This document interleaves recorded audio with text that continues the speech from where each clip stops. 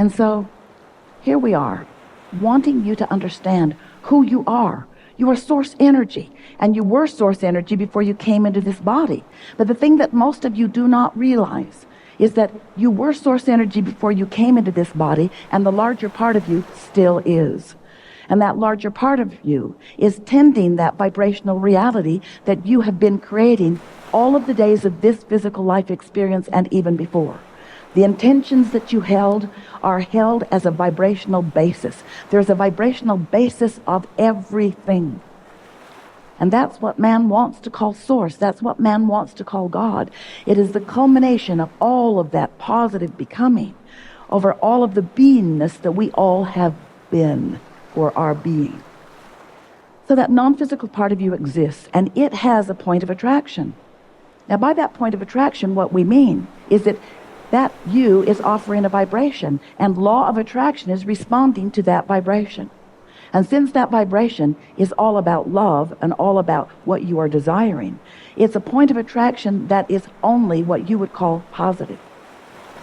Here you are, focused in your own right, in your own personality, thinking about things, talking to people, noticing things, remembering things, imagining things, past, present, future. Your mind's all over the place, just as you knew it would be. And in all of that thinking that you are doing, blessed, deliberate, and sometimes not, focused, and sometimes not, physical creators, you are finding vibrational harmony or not with that source energy that is you.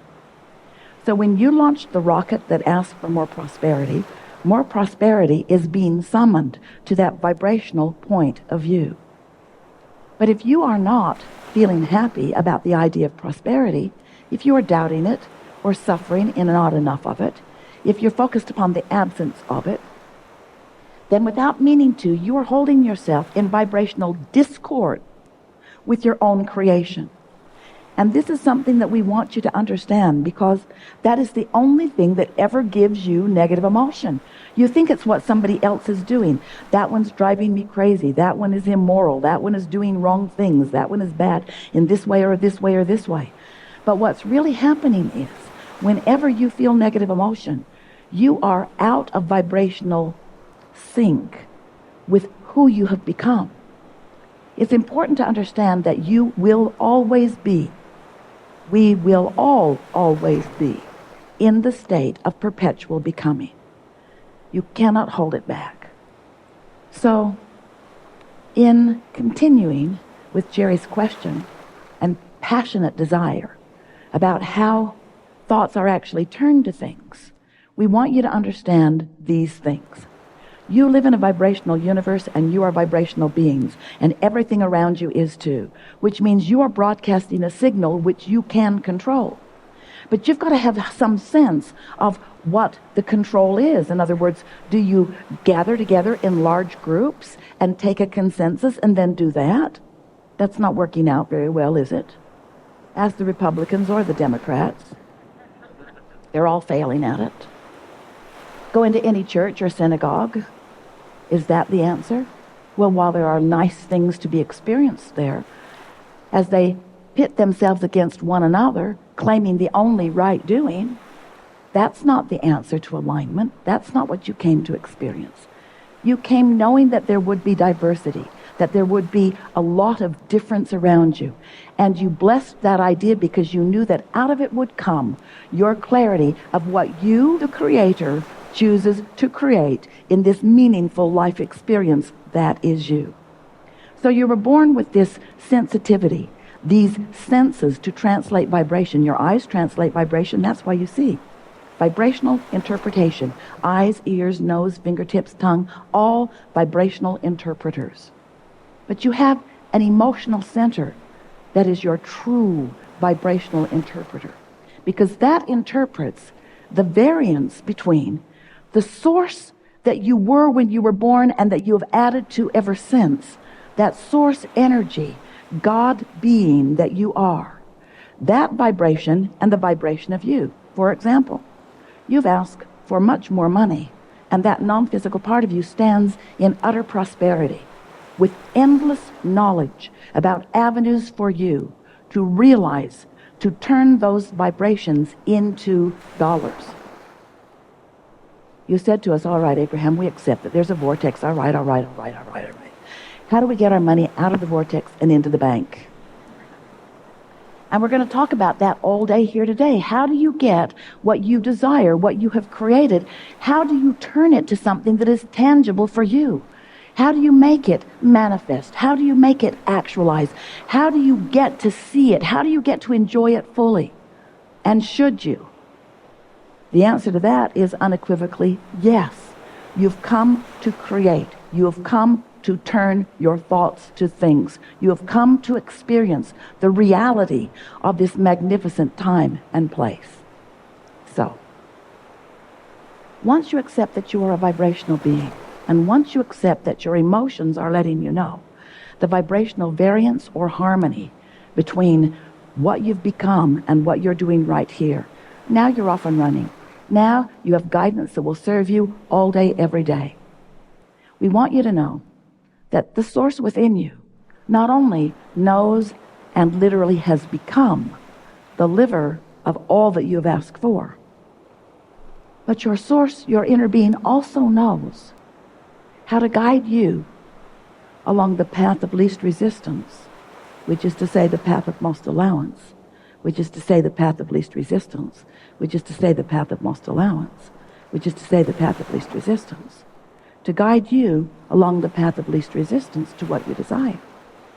We would like you to know that if there is any resistance on your path, and there is, you put it there. Nobody else is putting any resistance on your path. All it is just thoughts you've picked up along the way that you've begun to practice that contradict who you really are and what you really know. For example, you are brilliant, but you may not know it.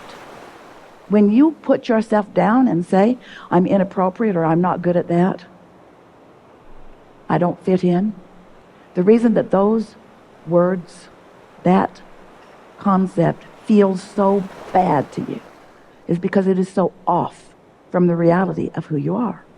When you say, good things don't come to me, the reason it feels so bad to say that is because it's so off. It's so not true at all. When Esther first began really chatting it up with us, she began to really like it. And in the early days, she said, oh, good Abraham, now you can help me know who is lying. I know they are. You can help me know when they are. And we said, how would you like to proceed? Esther said, let's watch Judge Wapner.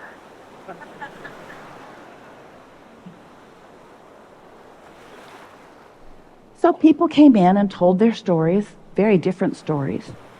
Judge listened, mocked them, passed judgment. And then Esther said, all right, Abraham, which one of them was telling the truth? Because Esther thought the judge was nuts.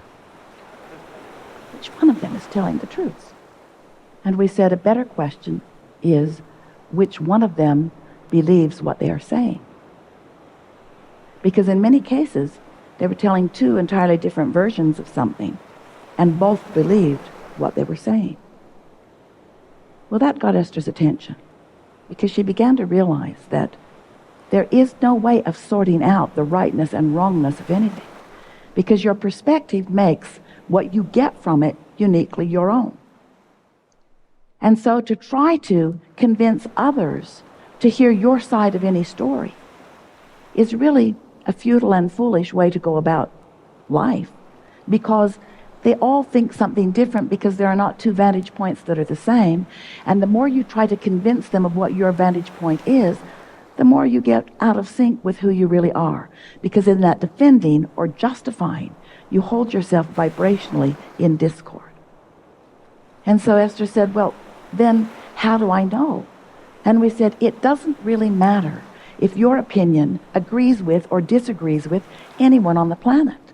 The only thing that matters is that you stay in vibrational concert or accord or harmony with you, with what you have created, with who you really are.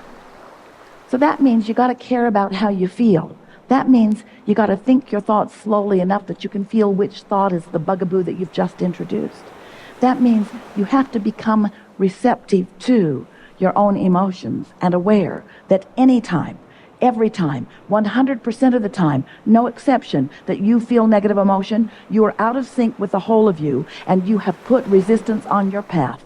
You've created your own stumbling block, and you are resisting the natural flow of well-being that would be there if you were not doing that thing you're doing that's causing you to feel the negative emotion.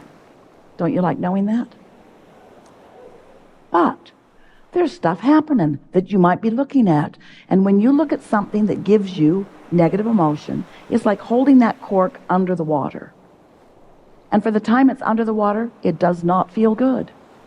But any time, you can turn your attention away from whatever it is that's got your cork under the water, got your negative emotion coming. Just let go of it by focusing somewhere else. And that cork will quickly bob right back to the surface, right where you belong.